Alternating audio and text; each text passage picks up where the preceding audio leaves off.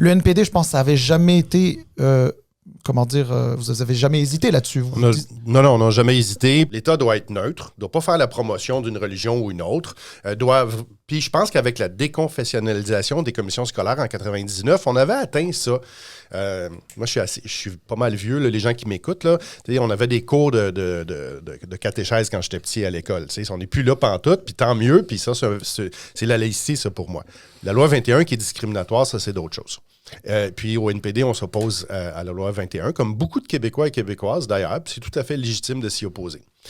Comme parlementaire, j'ai aussi la responsabilité de défendre les libertés fondamentales puis les droits fondamentaux. Et c'est là où je pense que la loi 21, il y a un problème de discrimination qui avait été reconnu d'ailleurs par le juge Blanchard de la Cour supérieure. Je pense que moi, comme citoyen puis comme parlementaire, je dois défendre les droits fondamentaux défendus par la Charte des droits et libertés du Québec et du Canada, les deux d'ailleurs. Et aussi de dire qu'il y a peut-être une utilisation abusive de la clause dérogatoire pour suspendre les droits fondamentaux.